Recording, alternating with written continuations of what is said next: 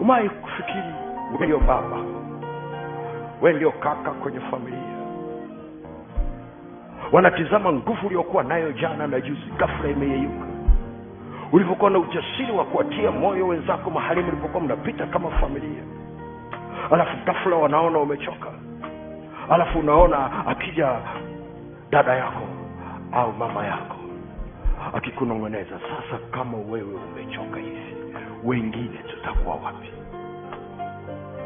Au kujua tunakutazama wewe, au kujua tunakuangalia wewe. Ukikata tamaa hapo, wadogo zako itakuwaje? Wale wanaokufuata itakuwaje? Unakuta mama yako akikwambia jitie moyo kijana, jitie moyo. Unaweza kukuta mama amekazana kuzungumza na mume wake chumbani, analia, mume analia, mama analia. Anaambia sasa ukikata tamaa namna hii, mwae kufikiri itakuwaje kwa watoto? Wanakutazama, wanatizamia ya kwamba si kwamba hutakutana na majaribu, lakini wanatazama unavuka kiasi gani, unamtegemea Yesu wako kwa kiwango kipi. Unaweza kujitetea jinsi unavyojitetea, lakini wako watu nyuma yako.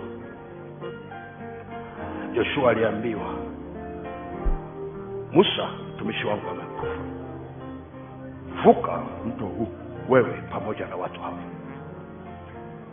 Vuka wewe pamoja na watu hawa. Maana yake ni kwamba wanakutegemea wewe kuongoza kuvuka. Mimi sijajua ni watu wangapi hapa ambao familia zao zinawategemea wavuke. Na sangine sio mahali pepesi.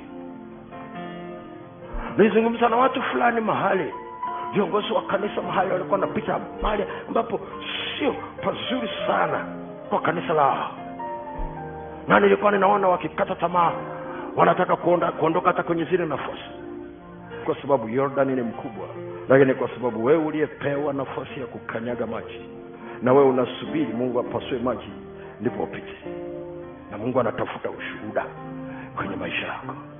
Ukanyage maji, apasue, ukae pale wakati wengine wanasema vuka haraka, haya maji yanaweza kurudi. Wewe unakaa tu hapo, wanashangaa, lakini kwa sababu umekanyaga maji.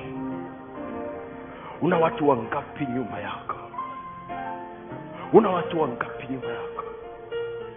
Umeajiri watu wangapi ofisini kwako?